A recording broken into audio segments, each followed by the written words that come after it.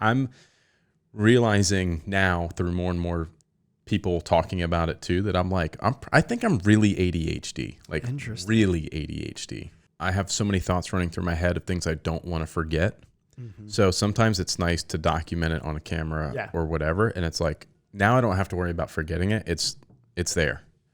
And I can let that thought go. Right. It's almost like making notes. I'm a video communicator, which is one of the things I've learned about myself a little while back, where it's like, hey, can you write a blog? No, I can't write I can hardly write a text message. Are you kidding me? I just don't communicate well through written stuff. Sure. And I don't read well. I don't read good. I hate reading. Reading comprehension. I could read a paragraph and then not tell you what I just read. I'm terrible. I'm realizing now through more and more people talking about it too, that I think I'm really ADHD, really ADHD. Last year, I hired an educational therapist. So she specializes in executive functioning, which is all that frontal part of the brain that's goal setting, self-discipline, organization, time management, and ADHD impacts that part of the brain the most. Mm-hmm. And so because I hired her, I started to research a lot more, and I started to find myself in all of this. I'm like, that's me. That's me. I think it's a lot of people, more so than are diagnosed. Right. But I don't think it's like a bad thing by any means. It's like just who I am. And I almost think that it's like part of my superpower and how I've gotten to where I am now, because I hyper focus on things that matter to me, and nothing, if it doesn't matter, it'll get pushed off. It'll whatever. If there isn't a even if there's if the deadline is 30 days from now, I'm not going to do it till day 29. Right. Now it's not important to me until then. And that's a very common thing with ADHD, because the brain operates really well under pressure. And so, it's this attention deficit disorder, but it's really an intention deficit disorder, right? We have this intention, but we're not necessarily accomplishing all the things that we have intention to do. But deadlines and living under this status of crisis and pressure, right? And timelines. I thrive right there. Same. I'm in the zone. It is when I can do pressure. My best work. Actually goes to, did you see the video I put about almost getting shot in the parking garage? I saw the title of it, but I did not. It's bananas. I won't go into detail, but basically I was in the parking garage. A couple of guys started shooting at each other. I was 20 yards from it. It was this big thing. And I was that's where I thrive, in pressure, being able to think critically and make decisions. And I was like, okay, do I do this? Do I do this? No, there's two ladies, middle-aged women, 50, 60 years old. I need to get them out of this situation. This lady got hit in the leg with shrapnel. It was the whole thing. And, but I kind of realized again then, I'm man, I do really good under pressure. And that's a totally different type of pressure. And I've been through some firearms training and stuff that helped with that type of a pressure. It's but deadline pressure is big for me, where it's it's not important to me until it's due tomorrow. Yeah. And then I'm going to crank on it, and it's going to get done. It's going to be awesome. It's and then I'm hyper, and it's tunnel vision. You're nope, just this. Yep. And that's a part of ADHD, which is that hyper focus. Mm-hmm. And so you can really get hyper focused into one thing, and then everybody's looking at you like, what do you mean you're ADHD? You just focused for got all 6 this stuff hours, done. Right? And it's yeah, but I didn't eat, I didn't drink, I didn't, Yeah.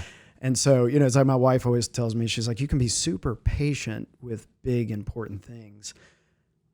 But then if it's clothes hangers getting stuck together, you're lose it, And so it's that, getting shot at, seeing a whole thing, then you're in the zone, right? But then, clothes hangers makes you want to just lose it, punch a hole in the wall. Yeah. Yeah.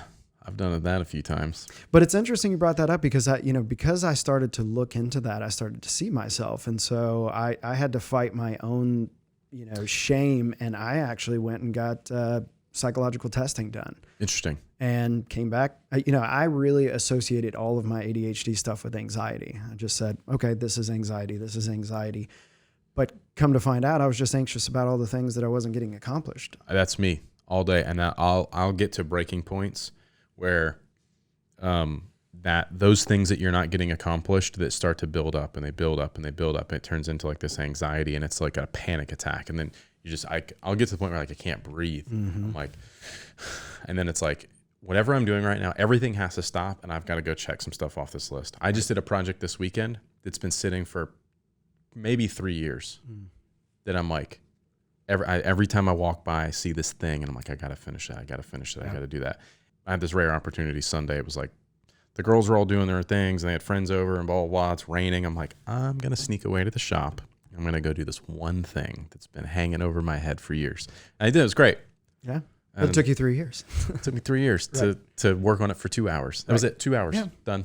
Yeah. It's not necessarily a length of time thing that something's taking. I mean, it's it's a level of importance kind of thing where it's like, for me, something else always becomes more important. Right. The priority. Like, it's a priority thing. And it's like, it's not even, I don't think it's even procrastination. It's just that like something else becomes more important, and now you have to deal with this because it's due tomorrow. Right. And you didn't manage your time well. This is the most important thing right now. So like this thing's getting pushed, and then you're going to get, and then something else, and then it gets pushed again. And then because it's just not that important that it got done. It could have never gotten done, and nothing in the world would have changed. Yeah. Doesn't matter. But it's part of the problem is because I owed it to somebody. Yeah. External accountability for me is huge too. And I'm sure that's part of ADHD, where it's like, if I have to do it for me, I could push it off forever, and I don't really care. Like I don't respect myself enough to make things a priority. But if it's for someone else, it's getting done, and I'm not going to let that person down. And everyone's like, man, you get so much done. It's like, it's a gift. I think it's a part of the superpower, but it's also like, I have to almost have people babysitting me in some capacity that I have to be accountable to. Right. So like when I wanted to go to the gym and work out, for me to go to the gym and work out for me ain't going to happen. I don't like it. I don't want to be there. I got more important things to do than go to the gym for me. Right. But I hire a personal trainer, and like, oh shoot, John's going to be waiting for me. I got to be there.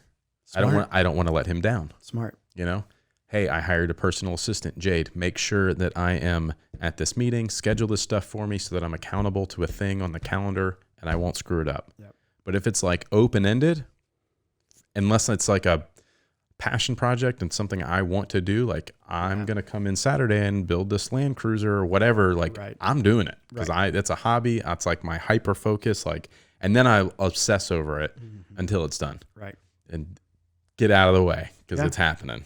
Yeah. And Brandy knows that too. And we've never really labeled it as, I've never had this conversation with her because this is something I've realized slowly over the last few weeks as I've seen people on YouTube talking about it more and more. Right. Which is great. Yeah. I think bringing awareness, because so many people look at that, they're like, oh my God, I'm ADHD. And they're like, in a shell, don't tell anybody, don't anybody know, this is my thing, blah, blah, blah. And more people are starting to talk about it. And then talking about some of the advantage. I mean, there's a huge advantage to some of that. Sure.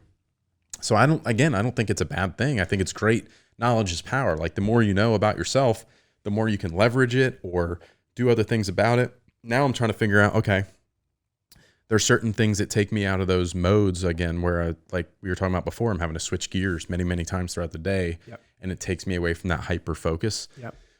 Where it's like, all right, how do I get somebody to deal with these things so I don't have to, so I can stay in this gear or this mindset or whatever you want to call it. Right.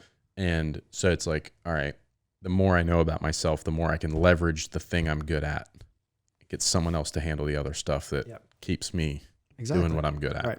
And because you can't, the more you try to fight it and combat it and try to overcome something, like that's it. You're wired that way. Right. And like, I guess you could medicate for it, but I don't want to say I'm not into that because I don't really know the full extent of what all that means. Sure. But like for me, I wouldn't want to change anything about the way I am. I'd rather lean into it somehow. I think that's what people tend to get scared of with mental health in general is, okay, if I'm going to go see a therapist, does that mean I got to get on an antidepressant? Do I need to start taking Adderall because have ADHD now, right?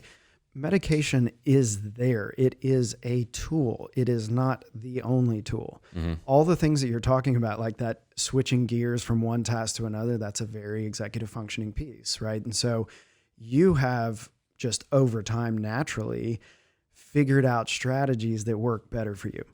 Right now, not everybody has that luxury. Mm-hmm. And so if someone does not understand and they keep being told that they're lazy, right? They keep being told that they're not getting themselves prepared, that they're late for everything. So they just don't care. It's not a caring thing. It's the way their brain is processing is just not the same as a neurotypical brain. And so that is, I think, finding out whether or not that is an actual diagnosis for me allowed me to step away from shame. I think the reason I've been able to correct some of this or create strategies, because the other side of me is like problem solver.